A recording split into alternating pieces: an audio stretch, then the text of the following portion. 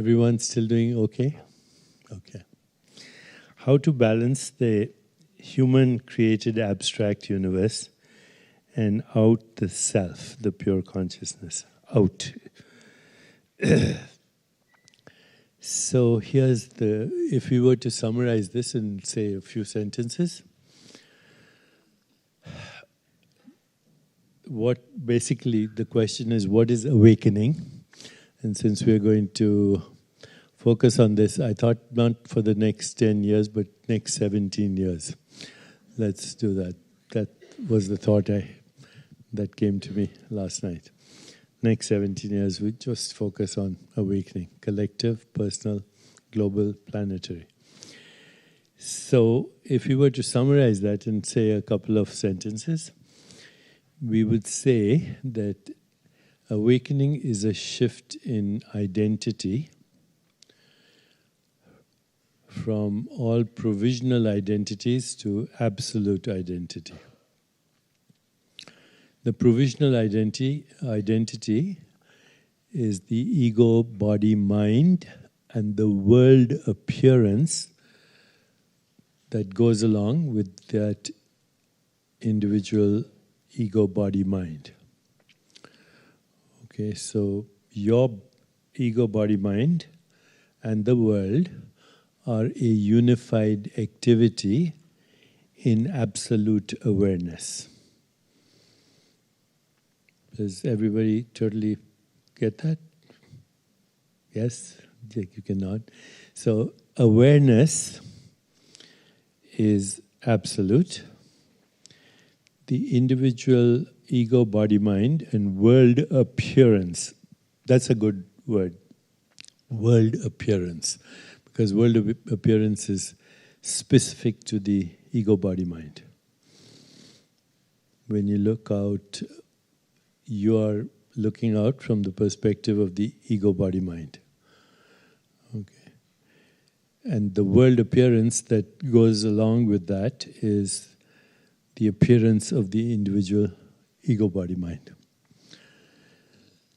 As I was coming to this location just now, I saw a rabbit and I saw a squirrel. And it's obvious that the world appearance of the rabbit and the squirrel are different from that body-mind perspective. Okay, so what is awakening?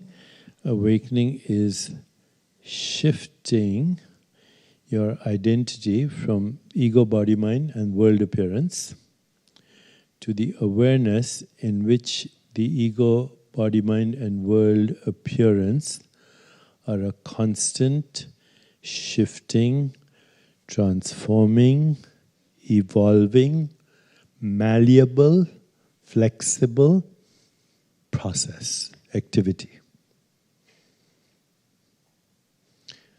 The body, mind, and the world appearance are a shifting, transforming, evolving, flexible, malleable process. Shift from limited identity, provisional identity, to absolute identity. That's all it needs. The question was how to balance. While we're doing it, we're balancing it right now just by understanding this process. If you are distressed by anything,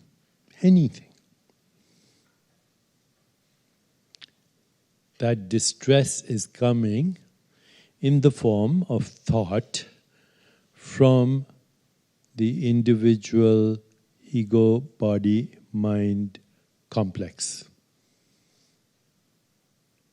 If you're upset about anything or distressed, then that is coming in the form of a thought from the ego, body, mind complex, which is shaping your experience of the world, of relationships, of events, of circumstances, of situations, etc. So when you feel that, all you have to do is shift from the thought to the awareness in which the thought and the perception and the body experience and the world appearance are an entangled process. Thought, perception, what the body-mind experiences as sensation, and the world appearance are a unified, entangled process. Entangled means you cannot separate thought from emotion, from perception, from experience. So if you just step back from the identifying with the thought to being the silent witnessing awareness of the thought, that you automatically influence everything that's entangled with the thought. It's not changing your thought process, okay? It's just withdrawing from it and not identifying it. And if you don't identify with that thought process, then automatically everything that is entangled with that thought process, which includes perception, sensations, experience of the body, etc., and the world appearance, they all start to shift. And again, this is the experience of flow, this is the experience of lightness of being, this is the experience of no anticipation, no regrets, no resistance, just being, presence. In that presence,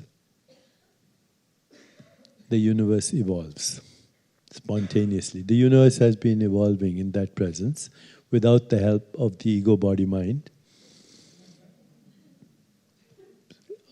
It's been evolving. So in that presence, it's been evolving without any interference.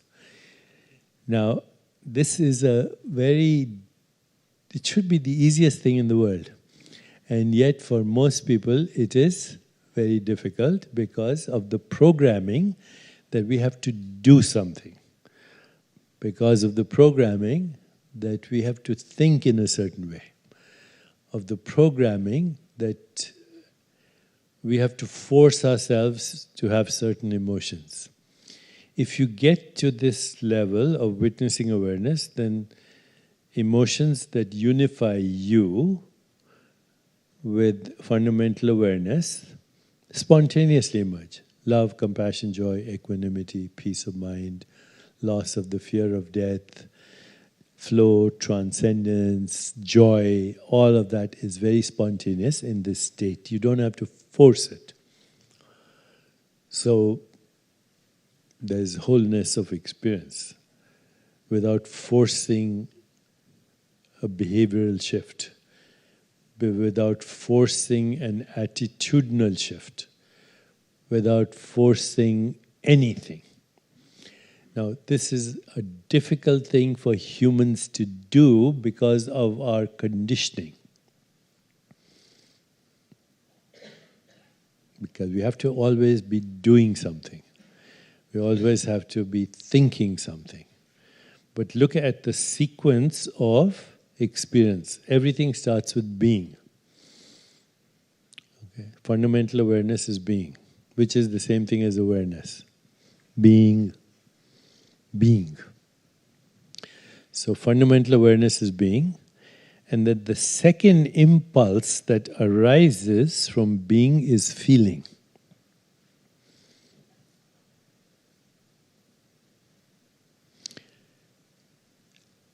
Here's the other thing. Being is consciousness, awareness, self, though I like the word self, because again, going back to our principle, the self of the individual is the self of the universe. So being, your true self, your innermost self, consciousness, awareness, that which we call I, the absolute I, not the relative I, but the absolute I, is being. The only thing that being wants to know is itself.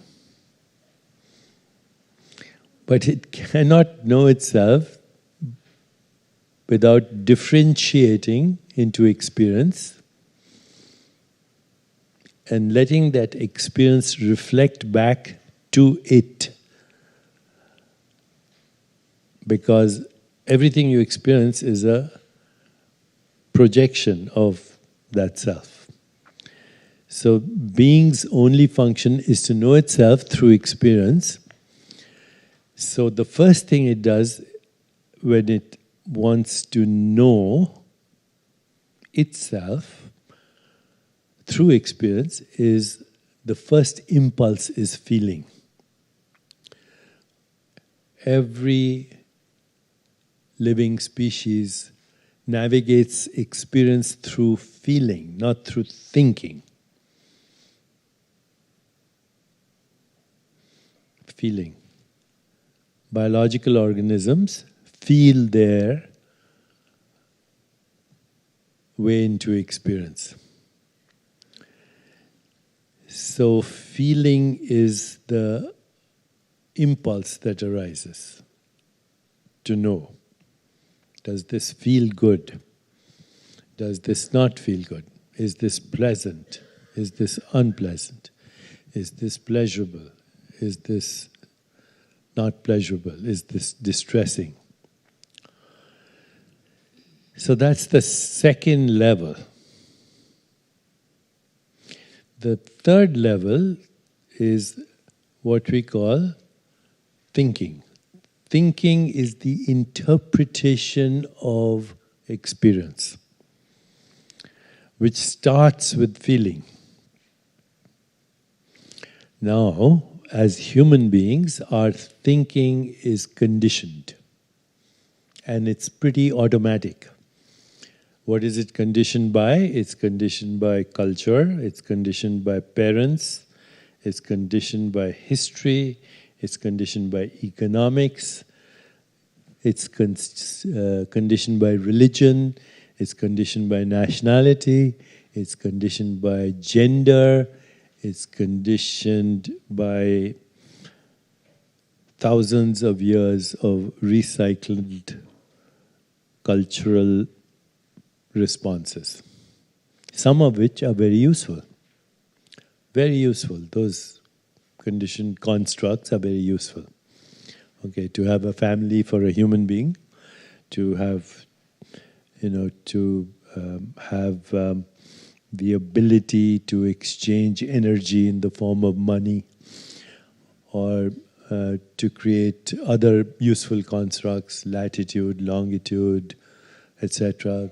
To some extent, even ethnic constructs, national constructs.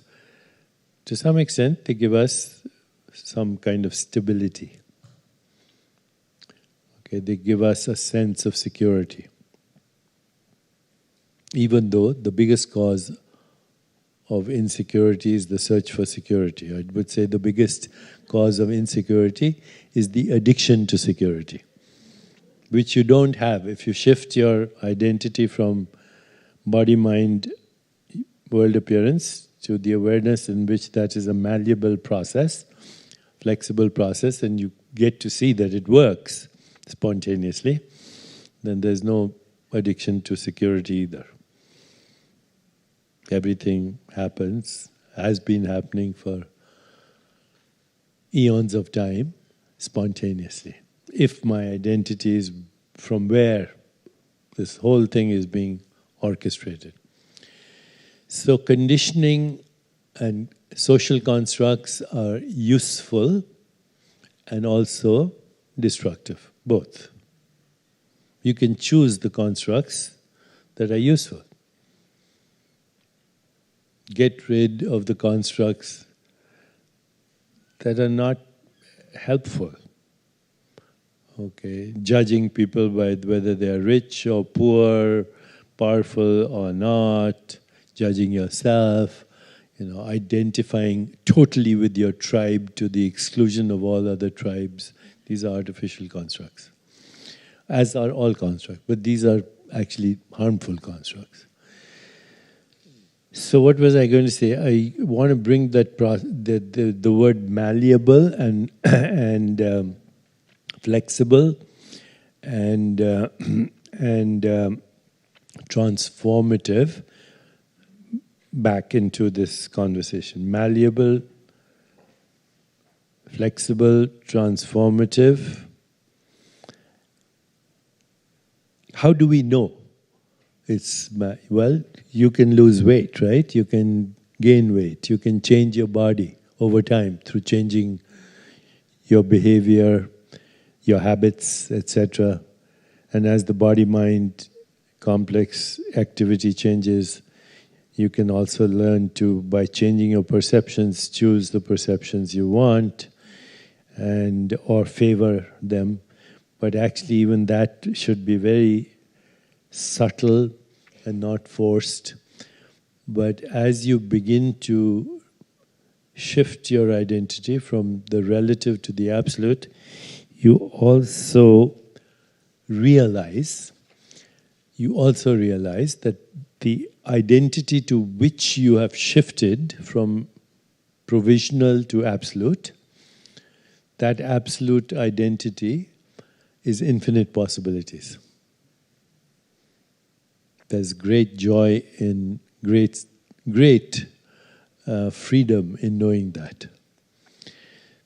The freedom is in knowing that as the infinite absolute awareness, you cannot be bound or imprisoned by your finite expressions. The finite expressions are body, mind, ego, world appearance. And you need not be bound by them.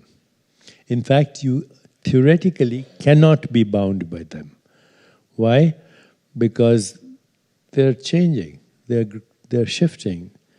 The ego, body, mind, and world appearance are a shifting process, right? So how can you be bound by something that is ungraspable? If perception and thought and body and everything that we call world appearance are constantly shifting, intermittent stream of sensations, images, feelings and thoughts, then theoretically it's impossible to be bound by those finite manifestations of your infinite being. So the idea of bondage, the idea of karma, the idea of lack of freedom is just that. It's an idea. There's freedom to begin with. That's why I like that discussion with the tantric master who said, start with the first level. You're already free. You're already in samadhi. You're already in absolute awareness. You're already not bound by your finite expressions. Start with that. Now come to spiritual practice, which in our case is many things. It's all the practice, yoga, etc., etc. But I'd say, if you want to, if you feel confident, you could bypass all of that and just shift to silent witnessing awareness. Then all would be fine. But because we like to do something, then we should do yoga and meditation and eat good food and engage. That gives us a feeling that we're doing something. So we should do it. It's enjoyable. Otherwise, you'd get bored also. Okay? So do it, but understand that you can step into that directly by saying, at this moment when I'm concerned, what is my identity? Is it the body-mind, world appearance? Or is it the awareness that is watching this body-mind, world appearance as a flexible, transforming, spontaneous, evolving process And I can have subtle intention, not forced intention. Okay, what's a subtle intention? It's like walking. You know, when you walk, you have a subtle intention to walk. Or when you stand up, or when you speak, or when you move your bowels, or when you go to sleep at night. These are all subtle intentions, unless you're neurotic, and then you lie down and say, I wish I can go to sleep. And the more you wish, the less you will go to sleep. Okay, but there's a subtle intention, it's pre-verbal. Okay, so again, in the Sanskrit, these intentions go through 4 stages. The first subtle intention is what we call para. Para means you have the intention, but you're not consciously aware of it.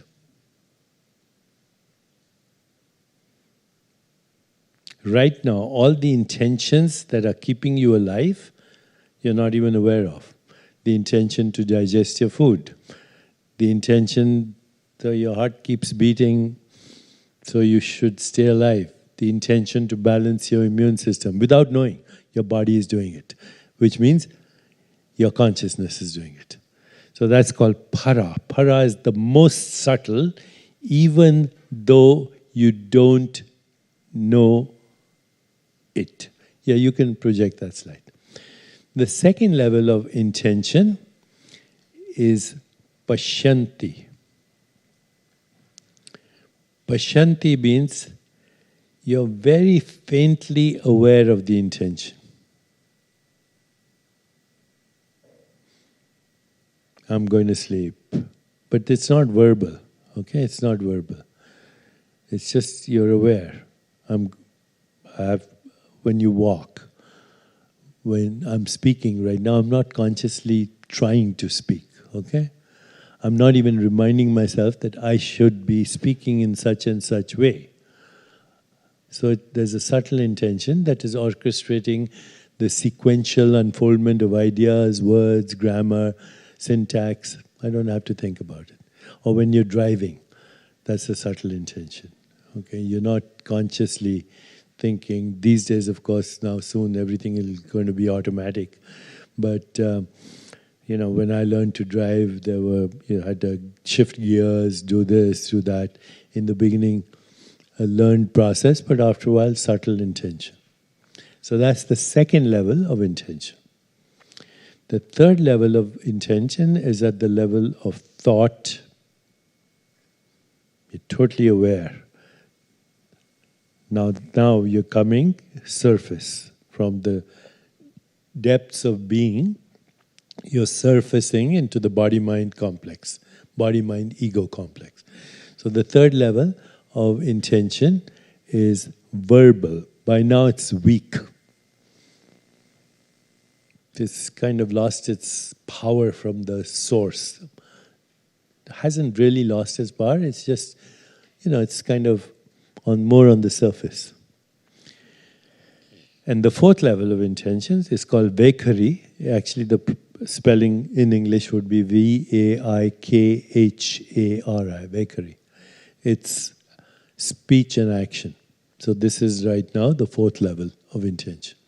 This is the sequential unfoldment of intention from the unmanifest into the manifest world of experience.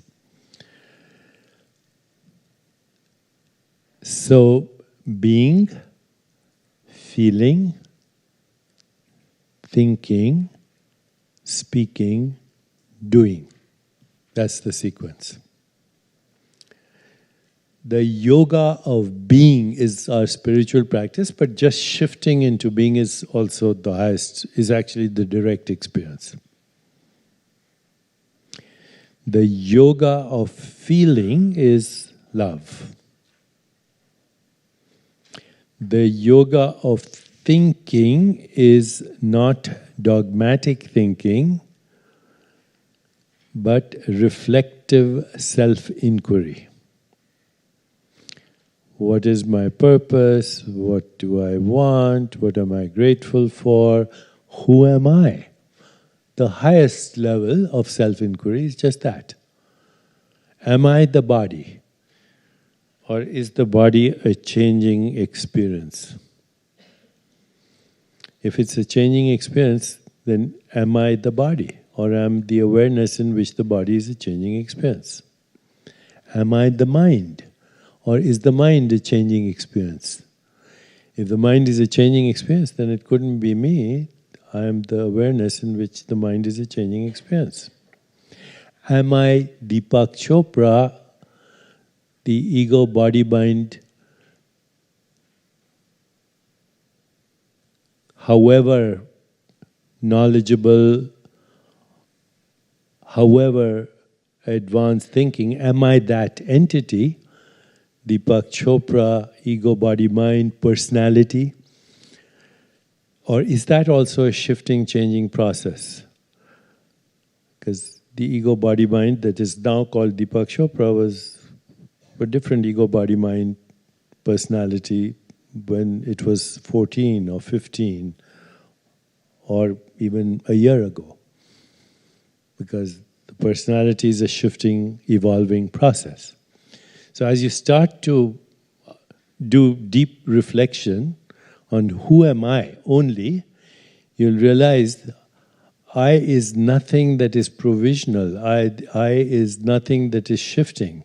I is nothing that is changing. I is the awareness in which all this is happening. And I is infinite possibilities. Okay, so that's the highest level of thinking, is self-reflection and gratitude. Gratitude interferes or doesn't allow dogmatic conditioned thinking. And then the highest doing is what we call karma yoga. Karma yoga, so it's Raj Yoga, Bhakti Yoga, Jnana Yoga, Karma Yoga. That last level is you now do what comes to you spontaneously. So Karma Yoga is actually getting rid of karma. It's better called Kriya. Karma Yoga is what I do spontaneously as a result of the sequential unfoldment of being, feeling, reflecting, speaking, and doing. Now, of course, in our society, it's the opposite. Doing is the most important thing. Okay? The speaking is second important, but we have this compulsion, and most of us, the compulsion is to be right. Okay? So second is speaking in normal society. The third is thinking, but without reflection. The fourth is feeling, but mostly melodrama. And the fifth is being, which is... I thought I'd left this.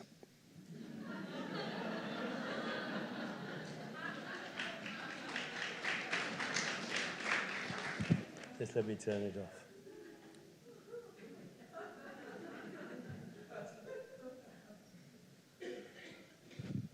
I usually turn it off before.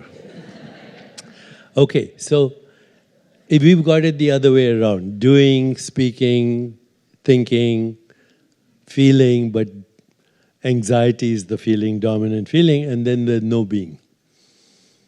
So it's a reversal of the whole thing. I think this is the most important thing we should get out of this week. When I am experiencing anything, am I experiencing from this provisional identity, or am I going back to the witnessing awareness and settling in that with subtle intention? Very subtle intention. You don't even have to think about the subtle intention, because you know intuitively what to do. At that level, intuition is the highest intelligence. And creativity follows, spontaneous creativity. So I hope I've not repeated myself too much. My goal is to be happier using no medication, no drugs. What are differences of working with a psychiatrist, with a psychologist?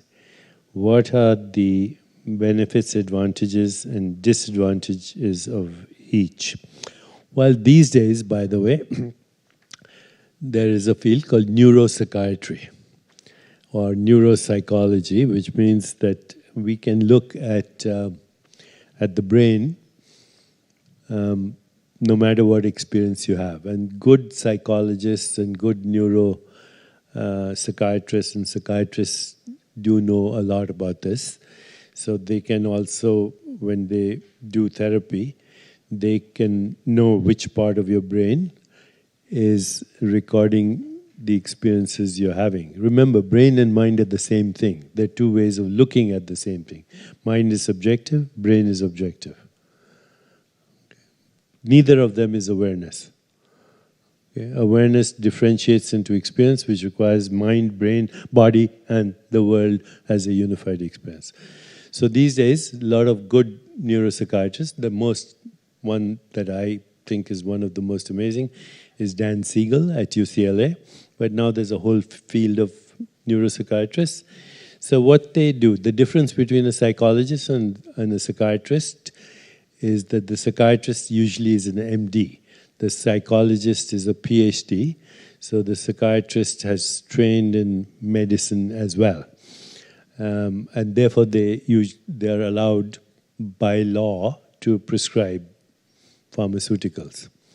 So when you have deep insight into neuropsychiatry, you realize that there are situations that require pharmacological interventions, say in severe manic depression or bipolar or schizophrenia, severe, then initially there is sometimes just to bring a person out of the depths of that morass of suffering, you need to use pharmaceuticals, and you can see what the effect is.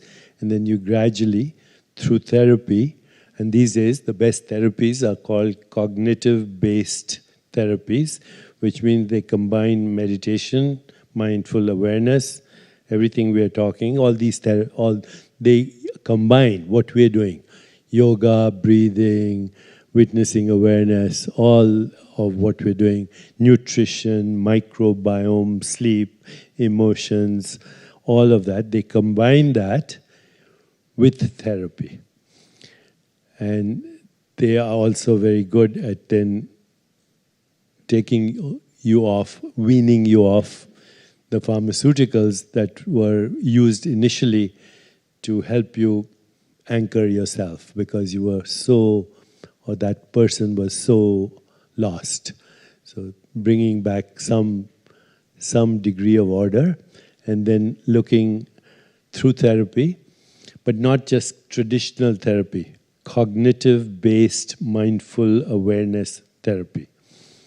Go in the internet, look up cognitive-based therapy. You'll find a lot of research on it, but we are doing that here. So I would say to whoever asked this question that educate yourself on this, a lot of material out there, but ultimately be your own therapist.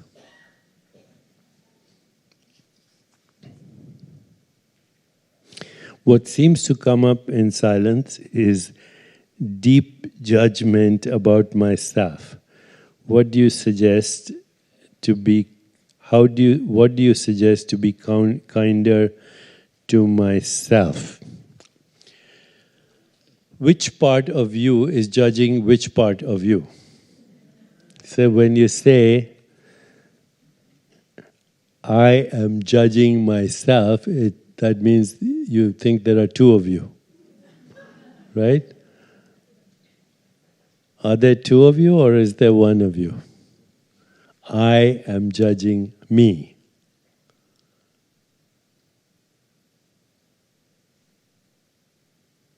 It's a contradiction in terms.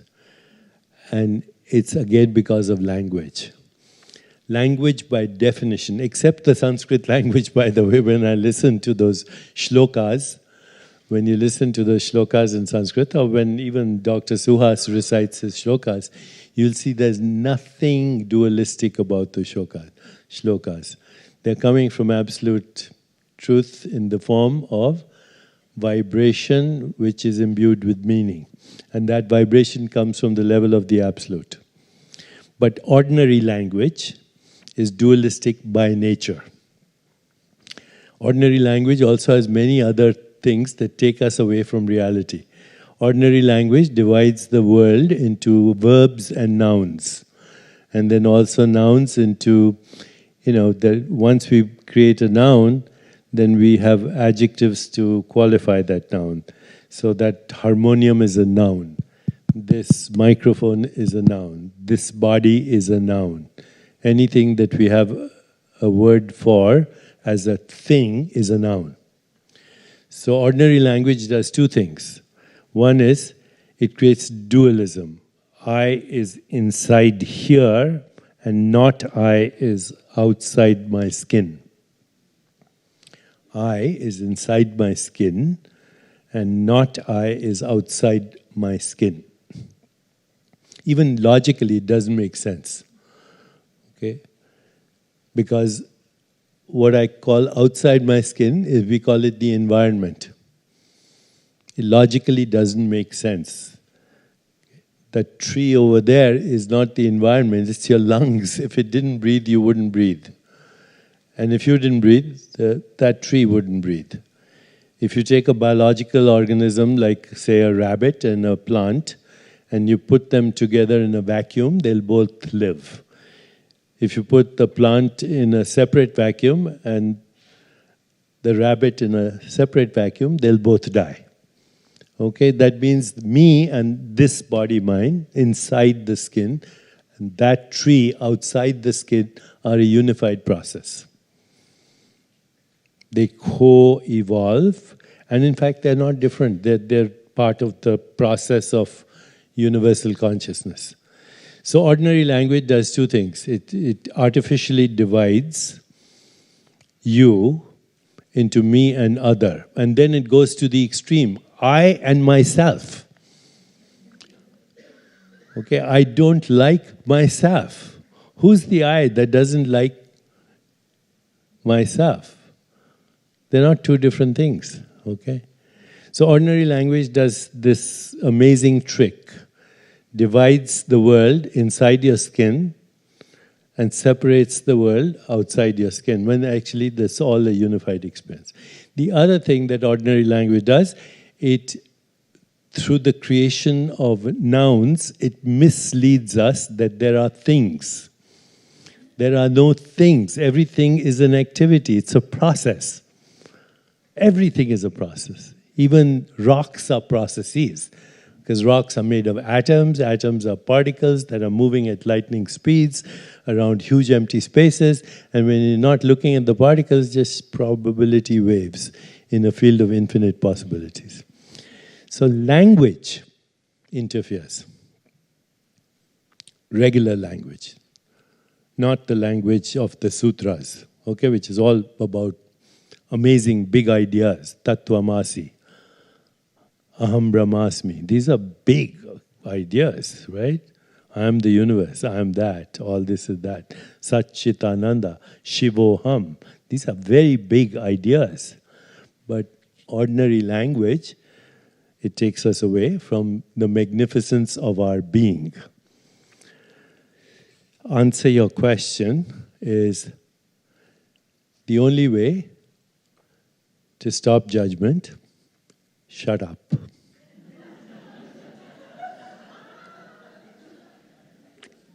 That's it.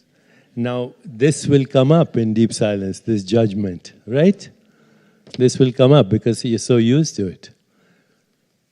Just observe it. The more you observe it, the less hold it will have on you. Because that judgment itself, you say self-judgment, actually it's not self-judgment. It's a conditioned judgment based on what you heard, unfortunately, as a baby or as a child.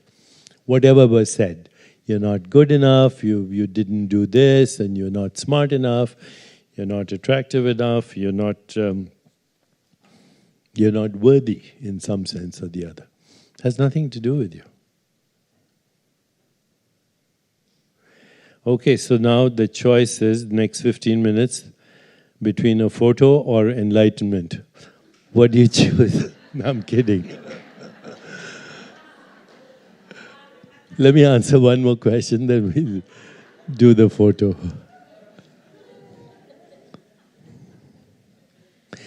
If we know that the nocebo effect can make a healthy man sick after a misdiagnosis, should we then change the way we communicate a diagnosis? Perhaps doctors should not project outcome. Perhaps they should remain uncertain of outcome, leaving room for miracles. Beautiful. Yes. Short answer is yes. Nocebo effect is very powerful, by the way. If you give people chemotherapy, but actually you're giving them a nocebo means a pill, which is a dummy pill, or an injection of water, distilled water, but you tell them this is chemotherapy, a lot of people, their hair will fall out, they'll get nausea and vomiting, they'll throw up, and they'll get sores. Many people who are who are going through chemotherapy, they'll tell you on their way to chemotherapy, they start feeling the anxiety and the nausea and all of that. So, or you can give somebody so-called radiation. You switch on the radiation button, but there's no radiation. You just switch it on and say, we gave you radiation, hair will fall out. So that's all nocebo. Okay. Now we know nocebo and placebo are more powerful than any pharmaceutical. So this is a very problem again with language. When people say nocebo, the problem with the language is we imply that it's not important. When we say placebo, which by the way, the word placebo comes from the Latin word, I shall please. Nocebo is the opposite. I shall displease. So, they're words. That's all they are.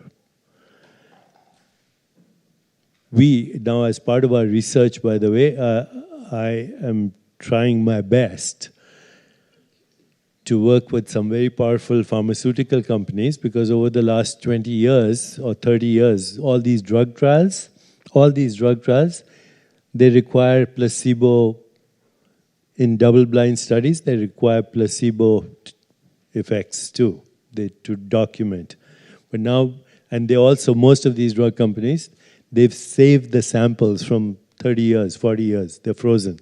So we can go back now, because now we have the methodology to see those patients who responded to placebo, what was happening in their immune system, what was happening in their epigenetics, what was happening in their inflammatory response, what was happening in their brain neuroplasticity. We can now go back in some cases. And I hope we succeed in doing this, because the goal will be ultimately to see those people who had powerful placebo responses and see what is the metabolic biological pathways through which that happened. But to answer your question, doctors have to be most doctors are placebo deliverers. They're agents of placebo or nocebo.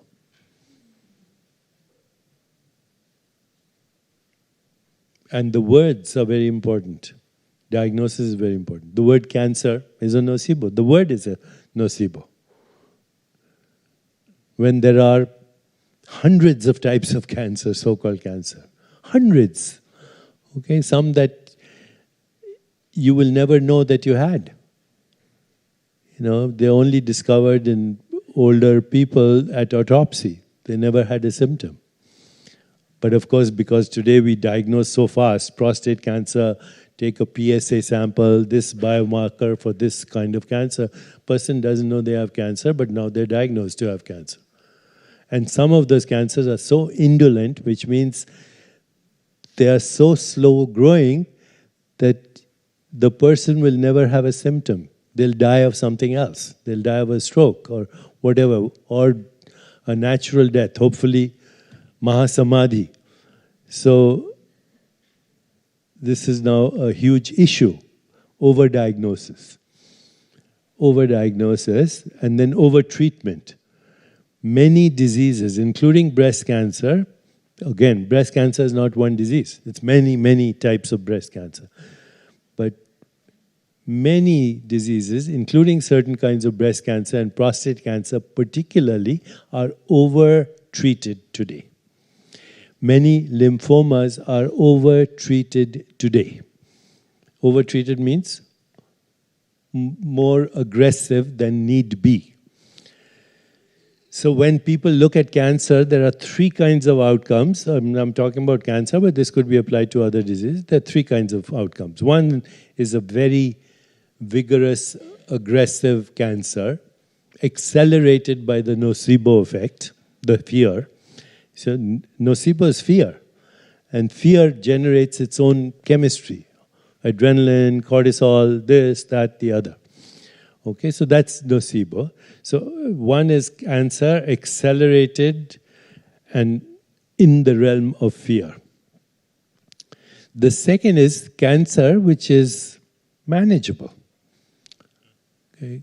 Just like arthritis is manageable or bronchial asthma is manageable, cancer is manageable as a chronic illness and also manageable in a way where you decrease inflammation, you actually change the prognosis. Okay, so not only is it manageable, but it is, you change the prognosis. Okay, it's not so aggressive. Slowly growing. The third category is cancer that is not slowly growing, it's there. But it's not progressing. There's a spot on the lung, it's not progressing. Or prostate cancer particularly. Even early, there are many kinds of thyroid cancer, some don't progress at all. I mean, for 30 years I saw patients with thyroid cancer, thyroid disease, and a lot of them didn't progress. Yet we treated them very aggressively. So it's there, but it's not going to do anything. There are many kinds of cancer of that kind. And the fourth is cancer, the last category is cancer that actually goes away. It disappears in total remission. So how can we prognosticate when there are all this range of outcomes? All this range of outcomes. It's a very sad thing to do, to prognosticate when there is such a big range of outcomes. So the duty of the therapist or the healer or the doctor is not to interfere with prognostications, but provide the best support for healing the patient. And ultimately, all healing is self-healing. Okay, all healing. Even when you go to a healer, what the healer does epigenetically, it puts you in a state of consciousness where your self-repair mechanisms take over. Homeostasis or self-regulation takes over. But again, and you might get tired of this, but if you stay in witnessing awareness, then that's the state of least entropy where self-regulation is highest. And if that you combine with the safety that comes from love and caring, and then all the other things, nutrition, sleep, emotions, all that we talk about, the 6 pillars, that's the best way to treat a patient. Okay, unfortunately, I have to stop here, and let's do the photo. Thank you for this week. Thank you for me as well.